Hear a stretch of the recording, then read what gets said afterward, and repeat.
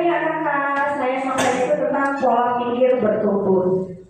Yang lebih terkenalnya lagi itu disebutnya dengan growth mindset. Itu bahasa Inggrisnya ya. Growth mindset itu pola pikir bertumbuh. Tadi sudah dijelaskan oleh Ibu Kepala sedikit ya tentang pola pikir. Coba saya tanya lagi, pola pikir itu apa sih, Bapak Ibu? Cara berpikir gitu ya. Cara berpikir seseorang itu pasti berbeda dengan cara pikir orang lain gitu. Nah, kita akan belajar seperti apa pola pikir bertumbuh itu dan kenapa kita harus mempelajari ini, karena ini adalah hal yang sangat penting. Kita ingin murid-murid kita memiliki pola pikir bertumbuh, tentunya kitanya sendiri harus punya dulu yang namanya cara berpikir atau pola pikir bertumbuh. Sebelum dilanjut, ada tayangan video dulu. Dimohon untuk fokus ya Ibu Bapak untuk menontonnya.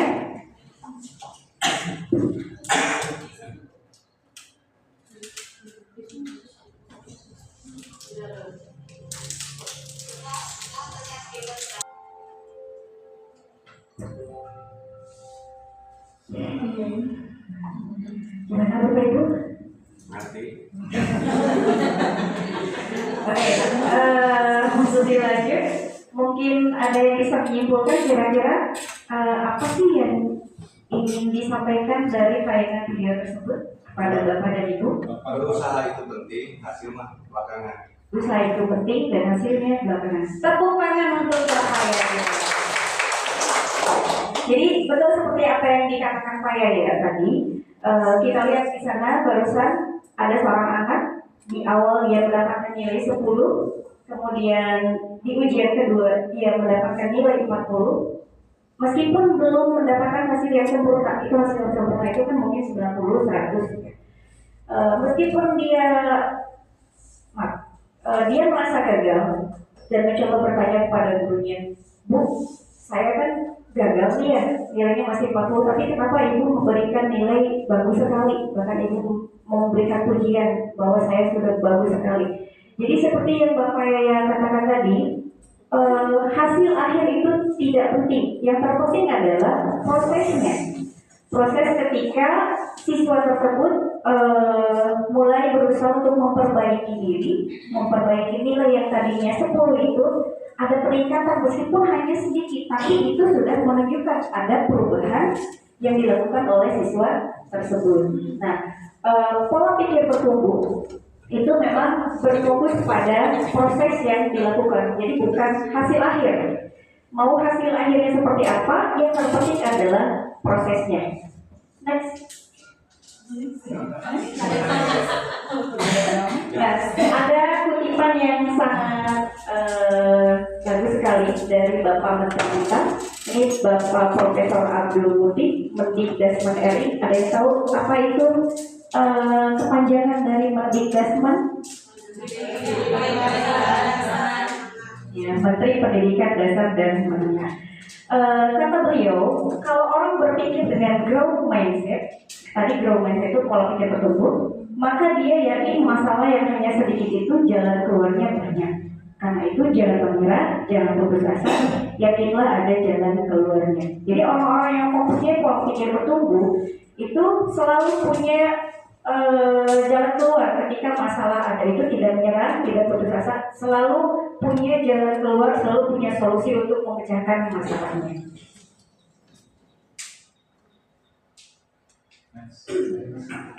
Nah, tadi di awal saya sudah katakan bahwa pola pikir bertumbuh itu memang sangat penting untuk dipelajari. Apakah pola pikir itu hanya dipelajari untuk siswa saja atau kita sebagai pendidik? Semuanya ya, siswa harus memiliki pola pikir bertumbuh dan gurunya juga sama. Nah, kenapa pola pikir bertumbuh itu sangat penting, terutama dalam pembelajaran yang tadi pembelajaran mendalam. Ini berdasarkan latar belakangnya. Survei mindset dalam PISA 2018, Indonesia itu termasuk satu dari 6 negara yang memiliki persentase murid yang growth mindsetnya di bawah 40%. 20% nomor 3 dari bawah. Jadi ada korelasi positif, ada hubungan positif dengan hasil akademik dalam suatu negara dengan jumlah siswa atau jumlah murid yang punya pola pikir bertumbuh.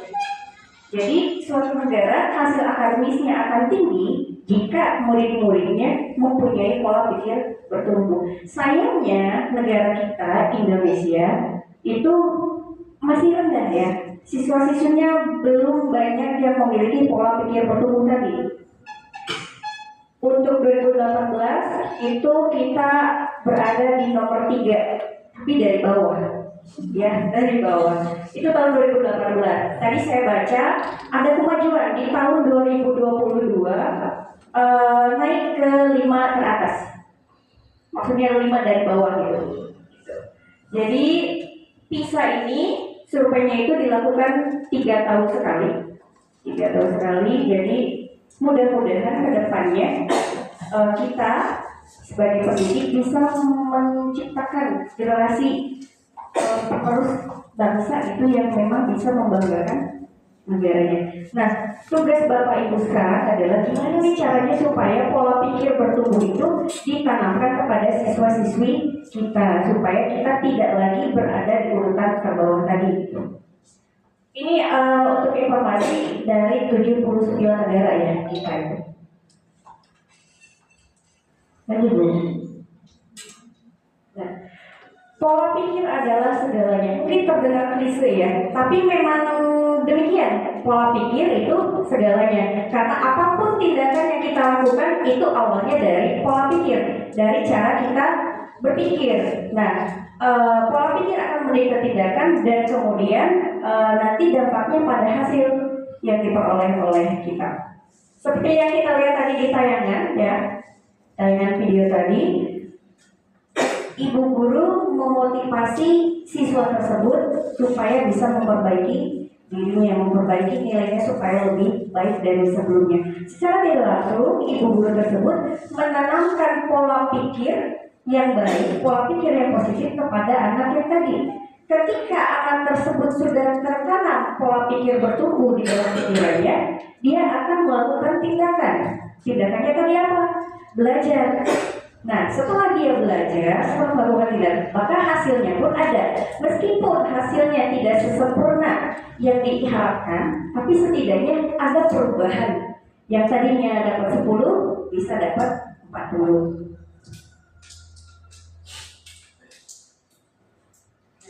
Pola pikir lebih penting dari keterampilan. Kita lihat ini diilustrasikan dengan grafik piramida ya.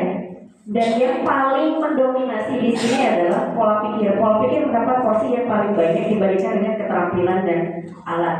Jadi ketika seseorang yang punya keterampilan di bawah rata-rata atau punya bakat sedikit, tapi pola pikirnya mendominasi, maka keterampilan yang sedikit itu bisa diperluas lagi, bisa dikembangkan lagi.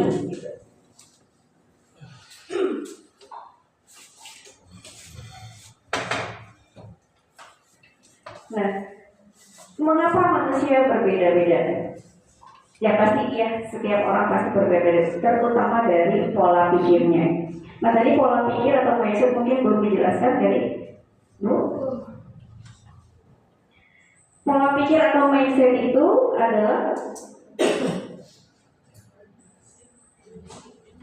kumpulan keyakinan yang akan menentukan cara seseorang melihat dan berpikir terhadap sebuah kejadian atau peristiwa. Jadi pola pikir manusia itu pasti berbeda-beda. Ini biasanya dipengaruhi oleh faktor lingkungan di mana dia dibesarkan. Faktor pola asuh orang tua di rumah seperti apa pasti akan mempengaruhi pola pikir peserta didik kita gitu. Jadi bukan hanya di sekolah saja yang bisa mempengaruhi pola pikir mereka, tapi dari rumah pun ya, dari rumah mereka, lingkungan mereka dibesarkan itu seperti apa juga bisa mempengaruhi pola pikir peserta didik kita. Lanjut Bu. Nah, jenis-jenis pola pikir tadi sudah dibahas tadi ya. Jadi ada 2 jenis pola pikir. Yang pertama growth mindset atau tadi saya apa? Pola pikir bertumbuh atau PPB. Dan yang kedua adalah fixed mindset atau pola pikir tetap. Jadi ada dua, pola pikir bertumbuh atau PPB, growth mindset, dan pola pikir tetap atau fixed mindset.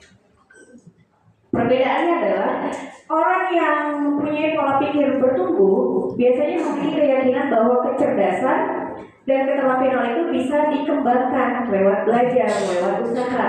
Jadi yang tadinya dia tidak bisa apa-apa, tapi dia punya keinginan untuk bertumbuh, untuk berubah menjadi lebih baik, maka kecerdasan yang tadinya tidak dia punya akan dia miliki dengan proses belajar tadi. Sementara kalau yang orang yang punya pola pikir tetap atau fixed mindset itu disimbolkan dengan gembok ya kepalanya. Jadi dalam pikirannya itu udah saya mah begini, nggak bisa dipaksa lagi. Misalkan dalam pelajaran matematika, ibu udah Abi mah terbiasa matematika mah pada diajar kumal-kumal oke itu terbeda. Abi mah tidak punya bakat, tidak punya kemampuan dalam belajar matematika.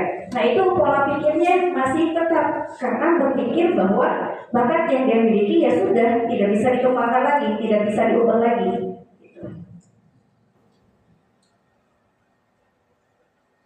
Nah ini tadi sudah dikerjakan oleh Bapak Ibu.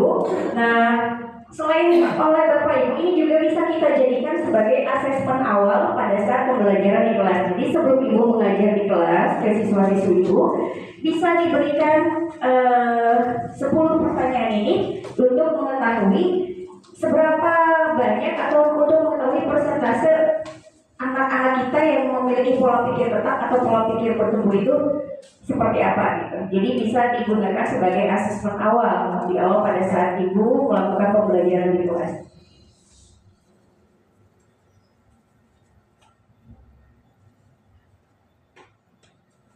Nah ini adalah ciri-ciri dari pola pikir tetap dan pola pikir bertumbuh. Kita lihat dari yang pertama. Ketika ada challenge, apa itu challenge kayaknya? Challenge-nya naon cenah?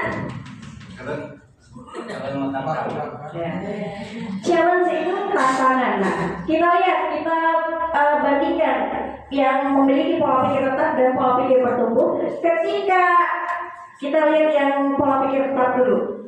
Ketika orang mempunyai pola pikir tetap, ketika ada tantangan yang datang, itu mereka akan menghindar. Tetapi kalau misalkan orang yang punya pikiran bertumbuh, dia akan menerima. Kita contohkan saja, misalkan kasusnya seperti ini. Saya masih ingat 2 tahun yang lalu, ketika Ibu Tita diberi tugas oleh Ibu Kepala untuk menjadi pembina Paskibra. Ya. Apakah Bu Tita menghindar atau menerima? Menerima. Bu Tita berarti sudah memiliki pola pikir bertumbuh. Meskipun beliau merasa tidak mampu, saya emang nggak bisa, gimana caranya, saya nggak punya pengalaman dalam baris berbaris misalkan. Tapi meskipun beliau merasa tidak mampu, beliau berusaha. Gimana nih caranya supaya saya bisa melaksanakan tugas yang Ibu Kepala berikan? Gitu. Alhamdulillah sudah berjalan sampai 2 tahun sekarang ya, Ibu Tita bisa menjalankan tugasnya sebagai pembina Paskibra. Meskipun di awal mungkin masih ada keraguan, tapi Bu Tita bagus, tidak menghindar, malahan menerima tantangan tersebut karena Bu Tita berpikir, oh ini kesempatan ya untuk saya untuk menggali potensi yang saya miliki. Tapi kalau misalkan Bu Tita pola pikirnya tetap, waktu itu akan langsung menolak, menghindar. Saya mah nggak mau Bu, saya mah nggak bisa, takut gagal, takut apa. Tapi alhamdulillah Bu Tita bisa menerima tantangan tersebut dan berprestasi. Tepuk tangan. Kemudian yang kedua, jika ada masalah atau obstacle atau rintangan, orang yang punya pola pikir tetap akan menyerah. Tapi sebaliknya orang yang punya pola pikir bertumbuh dia akan bertahan. Misalkan di kelas ada satu siswa dia musukwe ngerjakeun soal matematika misalnya. Anu pola pikir tetap langsung akan menyerah. Bu, saya mah nggak bisa di buku matematika tapi bisa. Mau bisa ngerjakeun mana hese. Eta lamun anu PPT. Tapi lamun pola pikir bertumbuh, dia akan bertahan sampai dia bisa. Meskipun sulit, dia akan terus berusaha sampai dia bisa. Untuk berikutnya, effort atau effortnya apa? Usaha. Nah, orang yang punya pola pikir tetap menganggap effort atau usaha itu mubazir, sia-sia. Sedangkan yang punya pola pikir bertumbuh itu menganggapnya sebagai perubahan. Contoh misalkan, ibu kita lagi ya, anak didiknya. Waktu itu ikut lomba LKBB ya, ikut lomba LKBB di SMA sekarang. Nah, ada satu siswa yang mereka latihan bareng-bareng tiap hari, lama ya lumayan. Ada satu siswa yang gini bilangnya, ayah mah capek-capek, kayak latihan dan ngopi menangis. Nah, itu pola pikirnya tetap. Jadi usaha yang dilakukan itu menurut orang yang punya pola pikir tetap itu mubazir, sia-sia. Nah, capek-capek dan ngopi menangis. Tapi kalau yang punya pola pikir bertumbuh akan menganggap ini sebuah peluang untuk mereka membuktikan bahwa mereka pasti bisa.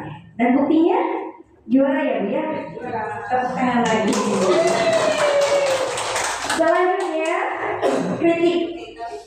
Orang yang punya pola pikir tetap akan menganggap kritik itu sebagai serangan. Biasanya yang punya pola pikir tetap dikritik sedikit aja baper. Asih eta tersebut ke orang mata kayo wae kritik wae kayo. Tapi kalau orang yang punya pola pikir bertumbuh, dia akan menganggap kritikan itu sebagai informasi dan masukan untuk merubah diri menjadi lebih baik dari sebelumnya. Dan yang terakhir adalah success others. Apa artinya success others? Kesuksesan orang lain. Orang yang punya pola pikir tetap biasanya kalau melihat kesuksesan orang lain itu iri ya. Iri, terus dianggapnya ancaman. Misalkan di satu kelas ada Dini dan Dina. Dini dan Dina ini sama-sama berprestasi.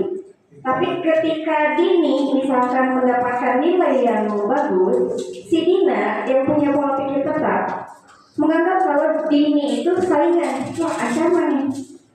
Si Dini nilainya lebih bagus si orang. Tapi kalau misalkan si Dinanya punya pola pikir bertumbuh, dia akan menganggap Dini itu sebagai inspirasi supaya dia lebih baik lagi.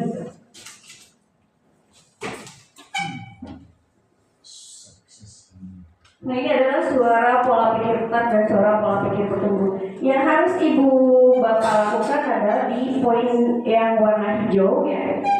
Jadi untuk pola pikir tetap, contohnya kalau saya gagal berarti saya tidak mampu. Jadi sudah ditanamkan di dalam pikiran dia, mau gagal saya berarti tidak mampu. Tapi kalau pola pikir bertumbuh, kalau saya gagal berarti saya harus belajar lalu mencoba lagi. Kemudian yang terakhir, kecerdasan dan kemampuan adalah segalanya dan akan menjadi faktor yang menentukan sukses tidaknya. Tapi untuk seorang pola pikir bertumbuh, belajar dan berusaha adalah faktor kunci yang akan menentukan sukses tidaknya seseorang. Lanjut Bu.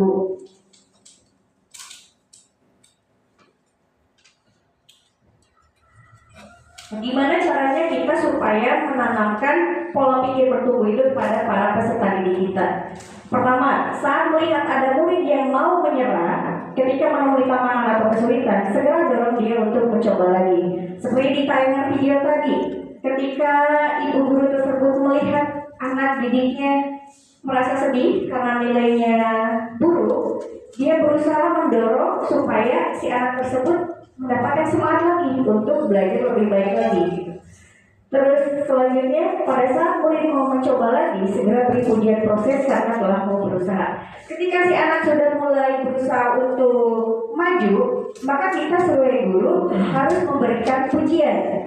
Pujiannya adalah pujian proses. Kita berikan ucapan yang menyentuh pada dia, bilang kalau misalnya, kamu sudah berusaha dengan baik, gitu. Seperti tadi di video tadi, meskipun gagal, tapi kamu sudah berusaha keras. Gitu. Selanjutnya jelaskan kepada murid tersebut tentang PPT dan PPB dan perbedaan utamanya pada saat menghadapi tantangan dalam belajar. Dan yang terakhir, jelaskan kepada murid bahwa berbuat salah merupakan cara otak untuk belajar dan berkembang. Jadi kita terangkan kepada siswa kita, kalau kita berbuat salah itu bukan hal yang memalukan. Berbuat salah itu adalah adalah sebuah proses. Kita tidak akan tahu mana yang benar kalau sebelumnya kita tidak tahu kesalahan gitu. Nah, kita tidak sendiri untuk membangun pola pikir pertumbuh itu, kita tidak sendiri. Ada korelasi antara murid, orang tua, juga kolega. Kolega di sini maksudnya adalah teman sejawat ya Pak. Pak ini teman sejawat, jadi rekan-rekan guru kita. Misalkan Bapak Ibu kan sering berdiskusi ya. Misalkan Bapak Ibu yang sekarang mengajar di kelas 9 pasti akan sering berdiskusi dengan guru yang lain yang sebelumnya mengajar, misalkan Wawa kelas 9. Guru tersebut pasti akan berdiskusi, Wawa bahasa kelas 8 kumaha, bahasa kelas 7 kumaha. Apakah pola pikir yang Wawa miliki sekarang di kelas 9 sama seperti yang dimiliki kelas 7 dan 8 dulu, atau mulai ada perubahan gitu. Jadi hubungan guru dengan guru yang lain itu harus dibangun supaya terjalin kerjasama yang baik. Guru dan orang tua. Nah, harus ada juga hubungan yang baik antara guru dan orang tua. Karena siswa-siswi yang ada di sekolah itu merupakan produk yang dihasilkan dari lingkungan keluarga. Jadi mereka datang ke sekolah itu bukan dalam bentuk kertas putih. Jadi pola pikir yang dimiliki anak-anak didik kita sekarang itu sudah dibentuk ketika anak-anak tersebut masih kecil, dan dengan pola asuh keluarga mereka, maka pola pikir yang dimiliki mereka sekarang adalah pola pikir yang ditanam oleh orang tua di rumahnya. Nah, tugas kita sekarang, kalau misalkan siswa-siswi itu masih punya pola pikir tetap, tugas kita adalah gimana caranya supaya anak-anak tersebut memiliki pola pikir yang bertumbuh. Nah, ini hubungan guru dan murid. Murid mengetahui bahwa gurunya yakin kepada kemampuan muridnya dalam belajar. Seperti tadi, kembali lagi ke tayangan video tadi. Guru memotivasi anak itu supaya bisa memperbaiki dirinya lebih baik. Nah, ketika murid tersebut yakin bahwa gurunya mendukung dia dan tahu kemampuan dia, maka akan mudah bagi siswa tersebut untuk bisa dekat dengan gurunya. Lanjut lagi, murid menghormati dan menyukai gurunya. Nah, gimana caranya supaya kita bisa dengan mudah menumbuhkan pola pikir bertumbuh kepada anak? Anaknya harus menyukai dan menghormati kita dulu. Gimana caranya supaya anak didik itu menyukai kita? Nah, saya punya cerita sedikit ya masalah menyukai guru. Saya punya guru yang saya idolakan. Dulu sewaktu saya masih SMA tahun 2003 ya, saya punya guru yang saya sukai, namanya Ibu Leli Kodar. Sekarang beliau adalah kepala sekolah di SMA sekarang. Dulu saya benci banget sama pelajaran bahasa Inggris. Saya benci karena memang pelajarannya susah dan saya merasa tidak mampu, tidak suka dan tidak mampu ya tidak suka. Tapi beliau dengan sabarnya membimbing saya, membimbing anak-anak yang lain supaya bisa belajar bahasa Inggris, bisa menyukai pelajaran bahasa Inggris. Jadi saya termotivasi. Beliau sangat sabar, sangat telaten. Jadi yang tadinya saya tidak suka, bahkan cenderung sebel itu sama bahasa Inggris, alhamdulillah bisa menyukai dan bisa belajar dengan baik, dan sekarang pun jadi guru bahasa Inggris gitu. Jadi mungkin Bapak Ibu tahu lah gimana caranya supaya siswa-siswi Ibu bisa menyukai Ibu. Salah satunya tadi mungkin Ibu harus sabar, tapi saya yakin Bapak dan Ibu punya kesabaran seluas samudera ya ketika menghadapi anak didik di kelas. Selanjutnya, murid mau meminta masukan dari gurunya. Murid sadar bahwa nilai akademik yang diperoleh tidak lebih penting daripada perkembangan diri mereka, dan murid merasa aman dengan gurunya. Nah, ketika kita mau memuji anak didik kita, ada dua jenis pujian. Pertama, pujian pribadi, dan yang kedua, pujian proses. Menurut Bapak Ibu, lebih penting mana? Pujian proses atau pujian pribadi? Ya, pujian proses. Kalau yang pujian pribadi, contohnya, oh kamu bikin lagi ya Pak Ibu. Mereka ini udah mulai oh ini ya. Nah ini pujian pribadi. Contoh misalnya kamu memang berbakat dalam matematika, tapi pujian prosesnya, kamu butuh materi matematika yang akan menantang otakmu. Jadi ada lagi tantangan, jadi tidak merasa puas dengan hanya satu pujian saja gitu. Lanjut Bu.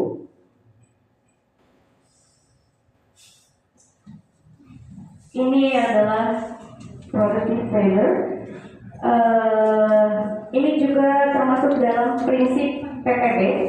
Jadi dalam penelitian yang mendalam itu murid diberi kesempatan untuk mencoba dan berjuang dalam memecahkan masalah dan mencari solusi. Mereka akan lebih mudah memahami dan bisa menerapkan informasi yang mereka dapatkan selama dalam perjuangan itu di kesempatan berikutnya.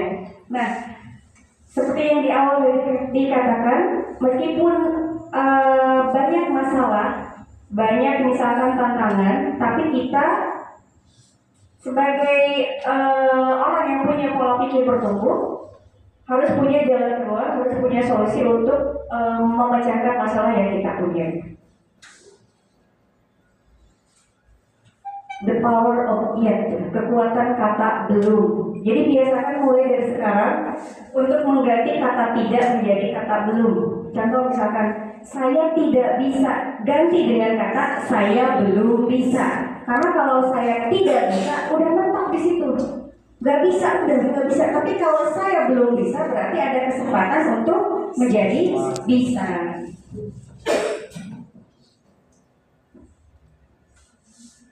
Nah ini bisa Bapak Ibu lihat ada grafik di sini. Di paling bawah itu comfort zone. Seperti tadi Ibu Kepala jelaskan, tadi ada surface learning, ada growth mindset, dan ada berarti yang di paling bawah itu apa? Deep learning. Nah ini comfort zone itu zona nyaman. Gimana caranya kita sebagai pendidik mendobrak zona nyaman anak-anak didik kita yang tadinya punya pola pikir tetap bisa menjadi ke pola pikir bertumbuh. Ketika sudah mempunyai pola pikir bertumbuh, maka anak akan punya kreativitas pada learning zone dan di akhir mereka akan membuat inovasi pada zona bertumbuh.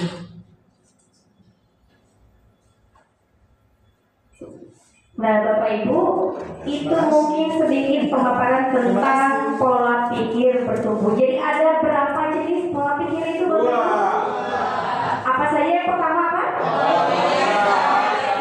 Yang kedua, jadi ada pola pikir tetap, ada pola pikir bertumbuh. Nah, tugas kita sekarang sebagai pendidik, terutama khususnya di kita ya di SMP Islam Jaya, mulai sekarang gimana caranya nih supaya anak-anak didik kita yang punya pola pikir tetap, kita rubah mindsetnya, kita rubah cara pikir mereka supaya mereka mempunyai pola pikir bertumbuh tadi. Tapi sebelum kita berusaha untuk menciptakan pola pikir bertumbuh pada anak didik kita, kitanya sendiri dulu yang harus punya pola pikir bertumbuh tersebut. Kita nggak akan bisa mengajak anak-anak didik kita untuk bisa berpikir dengan pola pikir bertumbuh tanpa kita sendiri punya pola pikir bertumbuh tersebut. Kita mau menambahkan, alhamdulillah. Ya, kalau saya mau menambahkan dari pembelajaran yang diajarkan oleh Ibu, terima kasih banyak karena setiap manusia itu berpotensi untuk terus berkembang apabila mau berusaha dan berupaya. Kegagalan bukanlah satu dari hasil terakhir, tapi kegagalan merupakan alangkah awal dari hasil. Bapak luar biasa. Pembelajaran pola pikir bertumbuh itu menuntut kita untuk terus menggali potensi yang ada di kita dan potensi yang ada di peserta didik itu. Terima kasih Ibu telah membelajarkan kami. Iya, sama-sama Bapak. Terima kasih juga. Assalamualaikum warahmatullahi wabarakatuh. Waalaikumsalam warahmatullahi wabarakatuh. Kenapa Pak? Saya sudah berkeringat nih. Emang bukan bertanya, tapi saya cuma ingin menambahkan. Iya, terima kasih Pak. Wah, mana?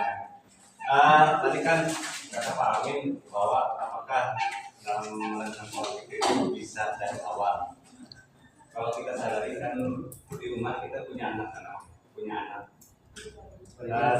mau tidak mau kita kan harus menanamkan pola pikir yang tadinya misalkan tidak bisa jalan, kita memberikan penanganan kepada anak itu supaya bisa jalan. Itu kan salah satu menanamkan pola pikir yang positif. Yang kedua, misalkan anak itu makannya biasanya ada tangan dimakan, terus makannya pakai tangan kiri. Nah, kita memberikan arahan kepada anak tersebut supaya dalam otaknya tertanam bahwa makan dengan tangan kiri itu jelek dan makan dengan tangan kanan itu baik. Nah, itu salah satu contoh menanamkan pola pikir yang baik kepada anak. Jadi pola pikir itu bisa ditanamkan di sejak dini. Itu yang pertama. Yang kedua, kalau itu kan di rumah, sekarang pindah ke sekolah. Untuk guru, untuk melihat, untuk menanamkan pola pikir kepada anak didiknya itu, yaitu dengan cara mengetahui karakter anak. Jadi mengetahui karakter anak yang ada di sekolah, karena setiap anak itu kan mempunyai karakter yang berbeda. Ada yang bisa si joker misalkan. Jadi joker itu setiap ngomong itu suka bercanda, terus suka tidur, suka olahraga atau suka apa tuh kegiatan di luar sekolah. Maka kita sebagai guru itu harus mengetahui awal dari anak didik tersebut. Dan misalkan apakah dia bisa baca, apakah dia dalam bahasa Inggris, dalam bahasa Indonesia dan sebagainya. Yang kedua, harus mengetahui latar belakang sosial anak tersebut, apakah dia orang kaya, sederhana atau orang miskin. Yang ketiga, misalkan mengetahui sikap dari anak tersebut supaya kita bisa menanamkan pola-pola pikir, apakah yang begini bagaimana caranya, yang status sosialnya tinggi bagaimana, dan yang sikapnya suka berdiri atau bangor, suka tidur bagaimana. Nah, itu kita harus bisa mengetahui karakter dari anak tersebut. Nah, yang ketiga, dari pertanyaan Pak Amin, apakah di Badung itu kok bisa dengan cara yang tradisional itu masuk, ya. Terus sifatnya maju, pertaniannya bagus. Kamu cek di Mulyadi dengan hati, karena dia melakukannya dengan hati segala sesuatu. Kalau berbicara dengan hati, sesuatu itu lebih mantap. Jadi intinya tidak kelihatan menanamkan pola pikir, padahal sesungguhnya orang-orang yang sifatnya di kampung adat itu pola pikirnya lebih maju dibandingkan dengan yang berada di wilayah Baduy misalkan. Mengapa? Karena orang-orang yang di Baduy itu kan pola pikirnya beda dengan kita. Kalau di Baduy itu kita menanam padi, menyimpan itu untuk jangka waktu sekian puluh tahun bahkan ratus tahun sudah ada. Jangan sampai waktu kemarau misalkan terjadi. Kalau di kita kan pola pikirnya kan pendek. Ada beras habis, tidak ada lagi gitu. Nah, itu pemikiran. Terima kasih Bapak ya sudah menambahkan.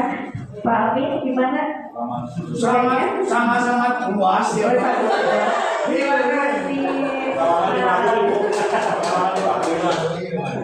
Ibu ini ya, kayak waktu sih kan, tapi ada yang punya ibu ininya, saya pernah bilang.